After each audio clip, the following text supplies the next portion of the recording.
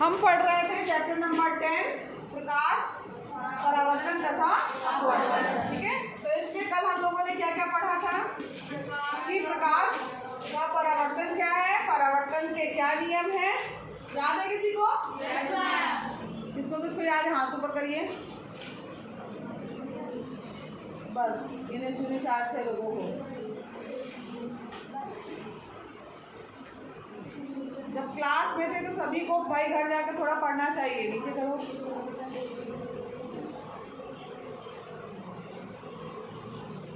हाँ बताओ तुम बेटा, खड़ी हो बताओ। हाँ तुमने हाथ ऊपर किया ना। प्रकाश का परावर्तन जो है उसके क्या नियम है? आपतन कोण परावर्तन कोण के बराबर होता है। ठीक है, दूसरा रास्ता तुम बताओ।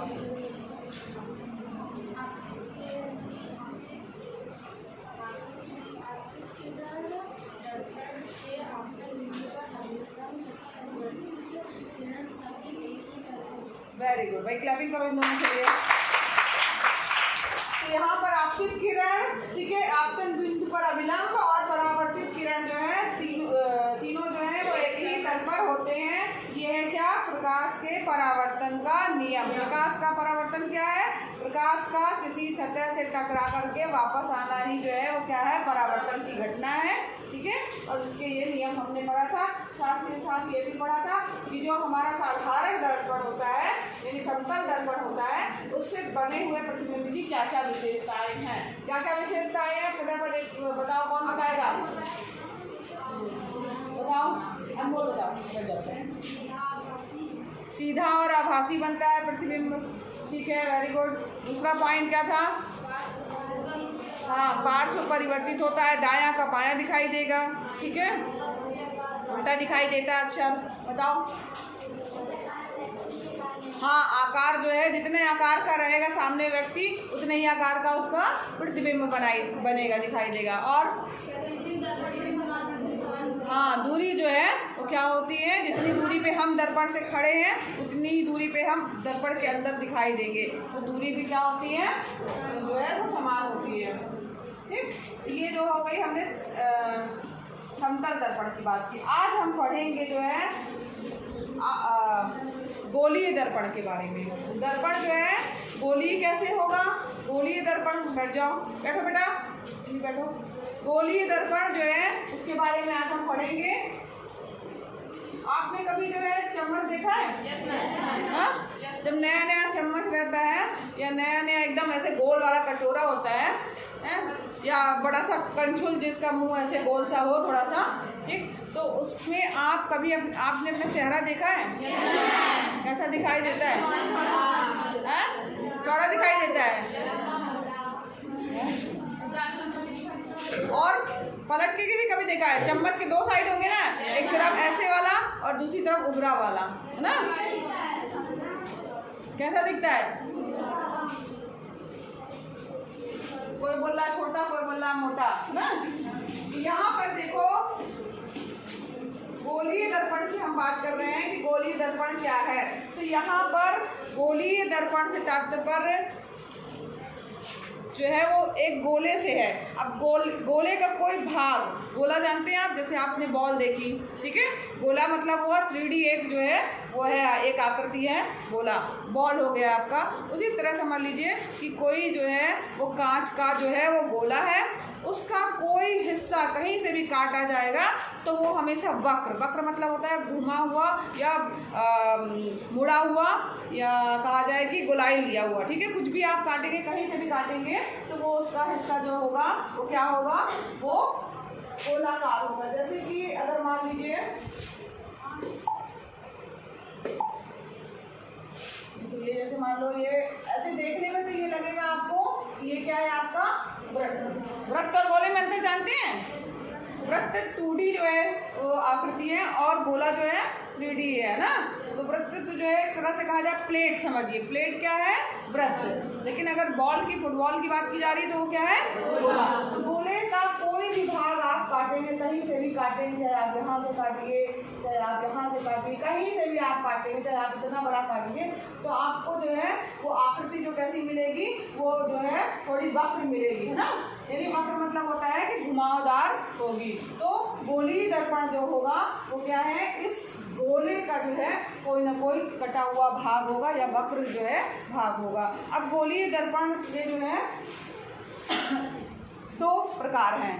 अब कैसे दो प्रकार है, दर्पण की बात हो रही तो मतलब इसका मतलब है कोई इसका जो भाग हमने पार्ट काट लिया, ठीक है। अब मान लो ये कटा हुआ भाग है, ठीक, समझ आ रहा है। अब यहाँ पर इस कटे हुए भाग में जो है कलई करना है। दर्पण का मतलब हुआ एक तरफ जो है कलई किया हुआ हो या एक तरफ जो है उसमें जो है किसी चीज़ की पॉलिश की होगी, जिसके कारण वो आपका एक सतह एक तरफ पॉलिश होगी और दूसरी तरफ जो है क्या होगा, वो चमकदार सतह होगी, वहाँ से जो आपको प्रतिबिंब आपको दिखाई देगा। तो यहाँ पर देखो ये जो आपके पास में भाग है इसमें हम कलई दो तरीके से कर सकते हैं। एक इस तरफ से कर सकते हैं, है ना, और एक क्या कर सकते हैं, अंदर की तरफ से कर सकते हैं, ठीक है, समझ में आ रहा है। तो उसी गोले के भाग को जो है कलई करने के बाद जो है ये इसका मतलब क्या हुआ, कलई किया हुआ। चमकदार सतह कौन सा है, यहाँ समझ लो पॉलिश किया हुआ है, ठीक, समझ में आ रहा है, यहाँ पॉलिश किया हुआ और ये क्या है, चमकदार सतह, चमकदार सतह, ठीक है। इसी तरह इसमें पॉलिश ये है और चमकदार सतह कौन सी हो जाएगी, ये वाली। तो दो तरीके के यहाँ पर आपको दर्पण दिखाई देंगे। गोलीय दर्पण कितने तरीके के हो गए, दो तरीके के। तो यहाँ पर दो तरीके के हो गए। अब यहाँ पर इनको भी कुछ न कुछ नाम दिया गया है। तो यहाँ पर देखो एक चीज और ध्यान दीजिए, ये जो दर्पण है जिसका मुंह जो है इस तरीके से है, ठीक है, गुफे की तरह है। ये गुफा समझ रहे हो, है ना, जैसे मान लो ये गुफा है और यहाँ जैसे मान लीजिए गुफा कैसी होती है, ऐसी होती है ना, एक तरफ का मुंह खुला होता है, अंदर जो है वो गड्ढा होता है, ठीक है। तो जिसका मुंह गुफा के जैसा है, ठीक, तो उसको क्या कहा जाएगा, अवतल दर्पण। इंग्लिश में क्या बोलते हैं, इंग्लिश में कॉनकेव मिरर, यानी कि केव यानी होता है गुफा ना, तो केव यानी हो गया गुफा, तो गुफा के जैसे जिसका मुंह है वो क्या हो जाएगा, अवतल दर्पण। समझ में आया, ठीक है। तो यहाँ पर जो है हमको यहाँ खड़े होना है तो हमें यहाँ पे प्रतिबिंब जो है दिखाई देगी, चमकदार सतह जो है इस तरफ होगी, ठीक है, सबको समझ में आ रहा है। अब बात करते हैं दूसरा जो दर्पण बचा हुआ जिसमें जो है इस तरफ पॉलिश की हुई है और यहाँ चमकदार सतह है। तो यानी हम यहाँ खड़े नहीं होंगे, तो ऊ से उभरा और ऊ से उत्तर, ठीक है, ऊ से उभरा, ऊ से उत्तर, ठीक है। उभरे हुए सतह पे जो है हमको यहाँ पर खड़े होना, तो ये उभार लिया हुआ जो ऐसा मिरर होगा, ठीक है, वो क्या कहलाएगा आपका, उत्तल दर्पण कहलाएगा। यहाँ पर इसका परावर्तक पृष्ठ जो है बाहर की ओर जो है वो वक्रित है और इसमें क्या था, ये अंदर की ओर वक्रित था, ठीक है, सबको समझ में आया। दो तरीके के जो है वो क्या हो गए आपके, गोलीय दर्पण हो गए, एक उत्तल दर्पण हो गया और एक क्या हो गया, हाँ, ऊ से उत्तल, ऊ से उभरा हुआ, ऊ से उत्तल, ठीक है, ये उत्तल दर्पण हो गया। और ये कॉनकेव मिरर यानी कि गुफा के जैसा है और इसका नाम क्या हो गया, अवतल दर्पण, ठीक है, समझ में आया, सबको समझ में आया। कितने तरीके के दर्पण है, दो, कौन कौन से, याद रहेगा, ठीक है। पॉलिश की हुई एक तरफ सतह होगी और एक तरफ चमकदार सतह होगी, ठीक है। तो यहाँ पर जो परावर्तक, इसको एक तरह से कहा जाए परावर्तक पृष्ठ भी कहा जाएगा। तो यहाँ पर जो है चमकदार सतह जो है इस तरीके से वक्रित है, बाहर की ओर है और ये यहाँ पर अंदर की ओर है, ठीक है। जहाँ पर बाहर की ओर है वो उत्तल, यहाँ अंदर की ओर है वो अवतल दर्पण कहलाएगा, ठीक। तो यहाँ पर देखो इसके बाद जो है, और अगर मान लीजिए आपको परिभाषा लिखनी है कि गोलीय दर्पण क्या है, तो ऐसा दर्पण जिसका परावर्तक पृष्ठ जो है वो क्या होता है, गोलीय है, ठीक। ऐसा दर्पण जिसका परावर्तक पृष्ठ गोलीय है, गोलीय दर्पण कहलाता है, ठीक है। परावर्तक पृष्ठ यानी कि जहाँ से परावर्तित होकर किरण आ रही है, अगर वो गोलीय है, गोलाकार है, तो उसका मतलब है कि वो दर्पण क्या कहलाएगा आपका, गोलीय दर्पण कहलाएगा। गोलीय दर्पण दो प्रकार के होते हैं, उत्तल दर्पण और अवतल दर्पण, सबको समझ में आया। अब इसके बाद देखो यहाँ पर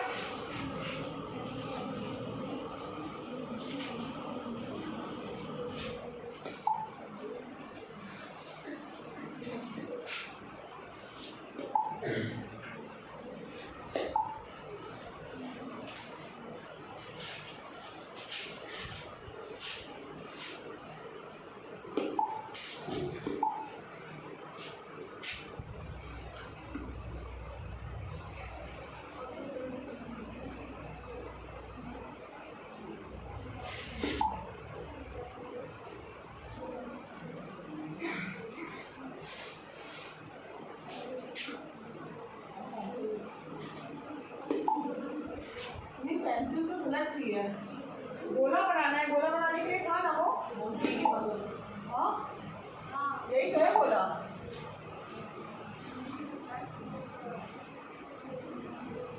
मनी नहीं रहा इसमें, सबसे ऊपर देखिए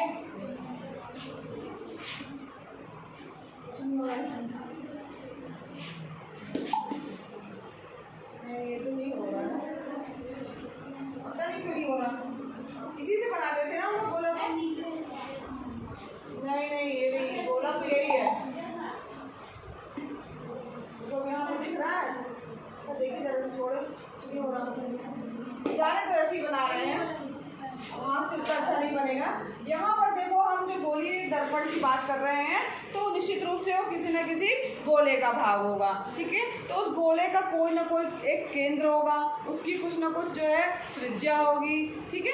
तो यहाँ पर कुछ चीज़ें हमको समझना जरूरी है। उसी को समझने के लिए हम जो है, मान लीजिए ये आपने गोला लिया, पहले मान लो आप हम क्यों नहीं रहा है, ओहो इसमें ब्लैक कलर सेलेक्ट नहीं है, इसलिए आप देख रहे हैं।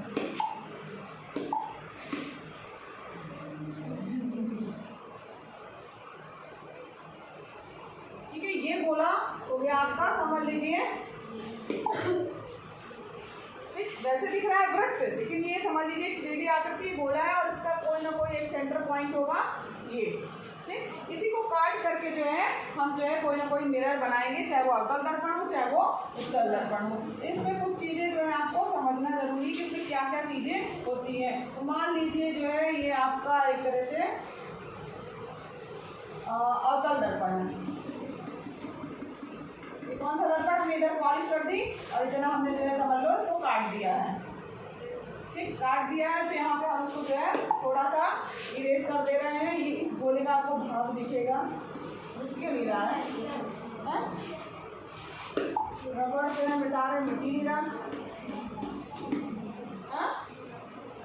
नहीं मिट रहा, गड़बड़ कर रहे हैं क्या।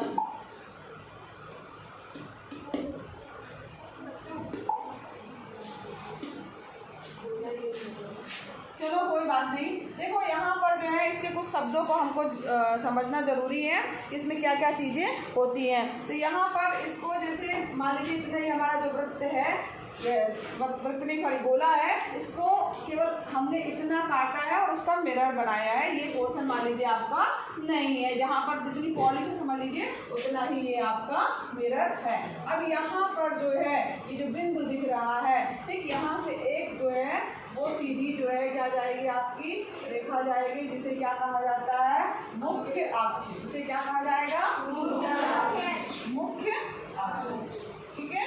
यहाँ पर जो है इस दर्पण में, यहाँ पर ये मुख्य अक्ष जो है दर्पण के बिंदु से जा रही है, इसको क्या कहा जाएगा, ध्रुव। क्या कहते हैं इसको, ध्रुव। इसको पी नाम दिया जाता है जनरली, पोल, ठीक है। तो यहाँ पर ये क्या हो गया आपका ध्रुव, ये क्या हो गया आपका वक्रता केंद्र, ठीक है। और इसके बाद जो है वक्रता केंद्र जो है वो कैपिटल सी नाम दिया जाता है और ये है आपका वक्रता केंद्र। समझ में आ रहा है।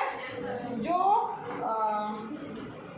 दर्पण जिस गोले का भाग होगा उसके केंद्र को जो है क्या कहा जाएगा, वक्रता केंद्र कहा जाएगा, ठीक। अब यहाँ पर वक्रता केंद्र के बाद जो है इसमें एक और आएगी फोकस दूरी की बात है। तो ये वक्रता केंद्र और ध्रुव इनके लगभग बीच जो है वाला पॉइंट जो है वो फोकस दूरी कहलाता है। स्मॉल एफ से इसको दिखाया जाता है। यहाँ से यहाँ तक की दूरी जो है वो कैपिटल आर कहलाती है। यहाँ से लेकर के यहाँ तक की दूरी क्या कहलाती है, कैपिटल आर कहलाती है। ये क्या है, स्मॉल एफ है, फोकस बिंदु। ये क्या है, ये वाला बिंदु जो जिसमें एफ लिखा हुआ है इसको बोलते हैं फोकस बिंदु।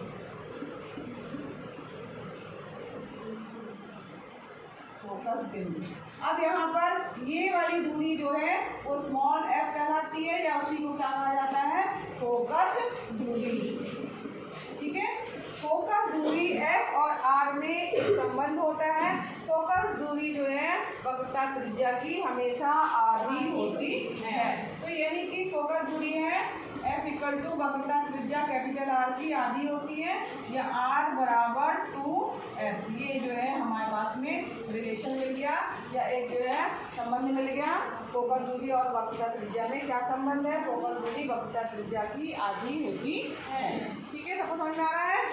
ये कुछ पॉइंट है, ये आपको पता होना चाहिए। तो यहाँ पर एक चीज़ और ध्यान दीजिए, जो भी ये फोकस दूरी है, या जैसे मान लीजिए कोई भी मुख्य अक्ष के समानांतर कोई भी किरण आएगी, ठीक, मुख्य अक्ष के समानांतर, सेम यही चीज जो है किसके लिए होगा? नहीं, ये कौन सा दर्पण है पहले ये बताओ, कौन सा दर्पण है? अवतल, उत्तल, अरे उत्तल दर्पण है।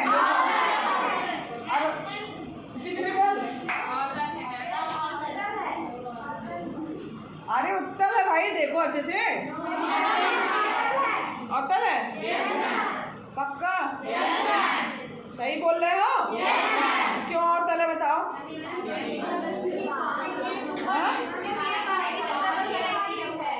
हाँ, क्योंकि जो है इसमें इसका मुंह गुफा जैसा है और इधर तरफ पॉलिश किया हुआ है, अंदर वाला तरफ क्या है आपका जो दबा हुआ है, ठीक है। और अगर उभरा हुआ होता, ये यहाँ पे अगर पॉलिश की होती तो क्या होता? उत्तल दर्पण, ठीक है। तो उसका भी देखो यहाँ पर अगर यहाँ इस तरफ पॉलिश कर दी जाएगी तो ये कौन सा तेरा पड़ जाएगा? अवतल, उत्तल, है ना?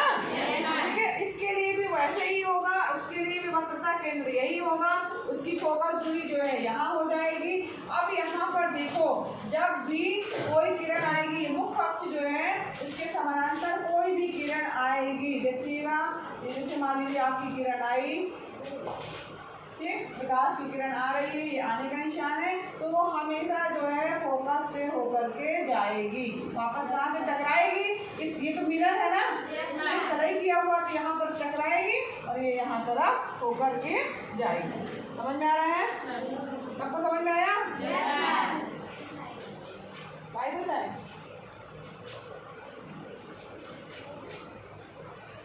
चाहे वो मुख्य अक्ष के समानांतर यहाँ से आए, चाहे वो यहाँ से आए तब भी फोकस से जाएगी, चाहे वो नीचे से आए तब भी वो क्या होगी? फोकस से होकर के जाएगी। ये आपका नियम हो गया कि मुख्य अक्ष के समानांतर जो है कोई भी किरण जो आएगी वो फोकस से हो, दर्पण से टकराने के बाद फोकस से होकर के जाएगी, ठीक है।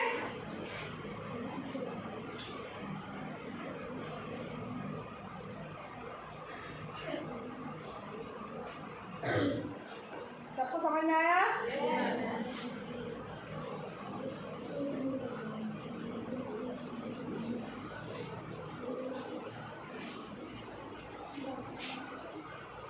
बना लिया? अगर कोई प्रकाश की किरण जो है, इसमें कुछ जो है नियम भी हैं कि अगर मान लीजिए कोई प्रकाश की किरण वक्रता केंद्र से होकर के आ रही है, वक्रता केंद्र से होकर के आ रही है, तो वो वापस जो है वो नहीं, वक्रता केंद्र से अगर होकर आ रही है कोई किरण, तो वो आप जिस मार्ग से आ रही है, जैसे मान लीजिए ये किरण यहाँ से आई, यहाँ से समझ लो, नहीं, जैसे मान लो ये किरण आई आपकी केंद्र से होते हुए आ रही है, यहाँ पर टकराई, ये आ रही है, आने वाली किरण है, वक्रता केंद्र से होकर आने वाली किरण जो है दर्पण से टकराने के बाद फिर वापस उसी मार्ग में लौट जाती है, ठीक है। ये आएगी और इसी मार्ग में जो है वो वापस लौट के जाएगी, ठीक है। तो ये आपका जो ये नियम हम पढ़ रहे हैं, ये जो है वो गोलीय दर्पण के नियम हैं, चाहे वो उत्तल के लिए हो चाहे वो अवतल दर्पण के लिए हो। इस अभी ये गोला मत मानना, मिट नहीं रहा है, तो हम उसको मिटा देते। आपकी बुक में जो है वो चित्र बना हुआ है, उसको देखेंगे तो समझ में आएगा आपको। बुक से देखते हैं एक मिनट।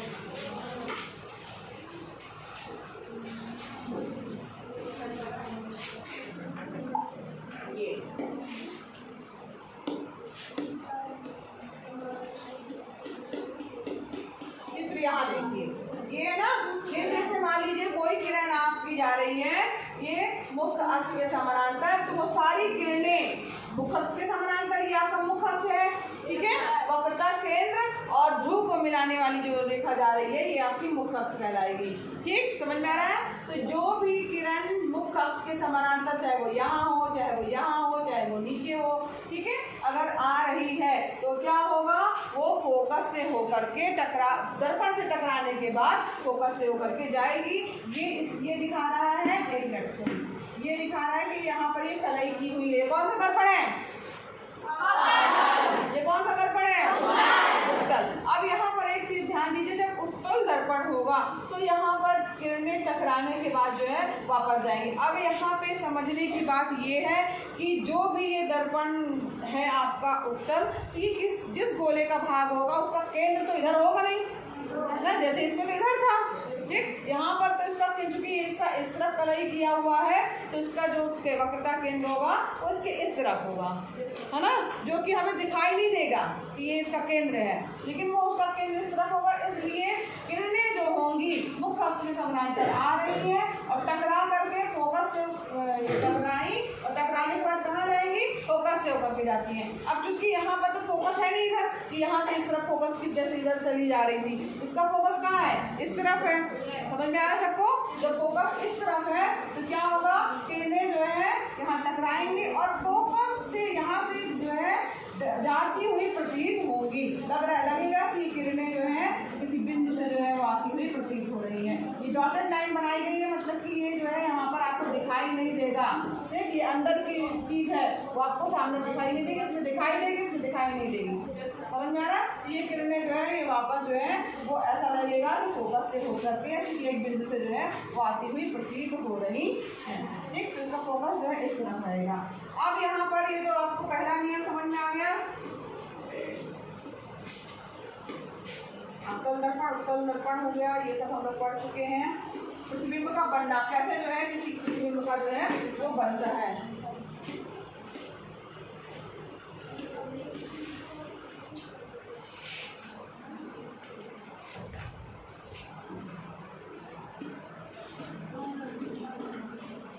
यहाँ पर देखो किसी अवतल दर्पण द्वारा बिंब की विभिन्न स्थितियों के लिए बना प्रतिबिंब जो है कहाँ पर होगा। तो यहाँ पर अगर कोई वस्तु जो है वो बिंब मतलब हुआ वो वस्तु अगर अनंत पर रखी है तो उसका प्रतिबिंब कहाँ बनेगा, फोकस दूरी पर। फिर ये जो दिया हुआ ना, ये आपको याद करने की जरूरत नहीं है, ये आपको जो है वो बन जाएगा। कैसे बनेगा, अगर आप जो नियम है उसको जो है फॉलो करेंगे और उस वस्तु को वहाँ रखेंगे तो अपने आप पता चलेगा कि उसका प्रतिबिंब कहाँ पर बन रहा है। जैसे कि अब यहाँ पर सबसे पहला नियम क्या है, मुख्य अक्ष के समानांतर आने वाली किरण। नियम ध्यान से सुनिएगा, पहला नियम क्या है, मुख्य अक्ष के समानांतर आने वाली, बराबर ये क्या, मुख्य अक्ष के समानांतर आने वाली किरण जो है वो फोकस से होकर के जाएगी, ठीक है। चाहे वो उत्तल दर्पण हो, चाहे वो अवतल दर्पण हो, चाहे वो उत्तल दर्पण हो, चाहे वो अवतल दर्पण हो। ये आपका पहला नियम हो गया कि मुख्य अक्ष से गुजरने वाले, मुख्य अक्ष के समानांतर आने वाली किरण फोकस से होकर के जो है वो जाएगी। दूसरा चीज जो है, दूसरा नियम आपका क्या कह रहा है कि दूसरा नियम जस्ट इसी का अपोजिट है। अपोजिट क्या है कि फोकस से होकर अगर मान लीजिए कोई किरण जा रही है, ध्यान दीजिएगा, दूसरा नियम बहुत ध्यान दीजिए, बिल्कुल जो पहला नियम था उसी का अपोजिट है। अपोजिट क्या हुआ कि अगर कोई किरण फोकस से होकर के जा रही है तो टकराने के बाद जो है वो मुख्य अक्ष के समानांतर से होकर के जाएगी। फोकस से होकर जा रही है तो मुख्य अक्ष के समानांतर होकर के जाएगी। यही चीज उत्तल के लिए भी है और यही चीज अवतल दर्पण के लिए है। पहला नियम क्या था, मुख्य अक्ष के समानांतर, तब उस समय दिशा ये थी, मुख्य अक्ष के समानांतर है तो फोकस से होकर जाएगी और फोकस से आ रही तो मुख्य अक्ष के समानांतर। दो अलग अलग नियम समझ में आ गए, इस चीज को बिल्कुल ध्यान रखिएगा। तीसरा नियम है आपका, कोई भी किरण अगर आ रही है, प्रकाश की किरण वक्रता केंद्र से, तो वो वापस उसी दिशा में वक्रता केंद्र से होकर के चली जाएगी। समझ में आया, ये चीज जो है उत्तल के लिए भी है, ये चीज अवतल के लिए भी, वही दिशा रहेगी। ये आने वाली भी है टकरा करके, ये इसमें आभासी होगा, अंदर की तरफ से है, लगेगा कि किसी एक बिंदु से आ रही है, और यहाँ पर ये आपको दिखेगी कि यहाँ से आ रही टकरा के यहीं पे वापस जा रही है। सबको समझ में आया? तीसरा नियम। और तीसरे नियम के बाद जो है यहाँ पर देखो एक चीज़, चाहे कोई सा भी नियम हो उसमें ये चीज़ है कि जो परावर्तन के नियम हैं वो चाहे किरण कहीं से भी आए कहीं से भी जाए तो उसमें परावर्तन के नियमों का हमेशा पालन होता है। अब परावर्तन का नियम क्या है? एंगल आई बराबर एंगल आर। तो यानी कि कोई किरण मान लीजिए आ रही है, न सी से आ रही है न एफ से आ रही है और न मुख्य अक्ष से समानांतर, सीधे आ रही है, दर्पण से टकरा रही है। तो टकराने के बाद जो है वो मुख्य अक्ष से जितना कोण बनाते हुए आएगी उतना ही कोण बनाते हुए वो वापस जाएगी। ठीक है, आपको समझ में आया? चौथा नियम, जिस तरह से जिस एंगल से आएगी मुख्य अक्ष से जो कोण बनाती हुई उसी एंगल से जो है वापस जो है मुख्य अक्ष के नीचे की तरफ जो है वो टकरा करके वापस जाएगी। यही बस नियम है। अब यहाँ पर देखिए स्थिति बताई गई है, ध्यान से जल्दी से समझ लीजिए। अवतल दर्पण में जो पॉइंट दिए गए थे कल बताया क्या इसको? चलो इसके विभिन्न स्थितियों में कहाँ कहाँ प्रतिबिंब बनेगा उसको कल हम समझेंगे। ठीक है।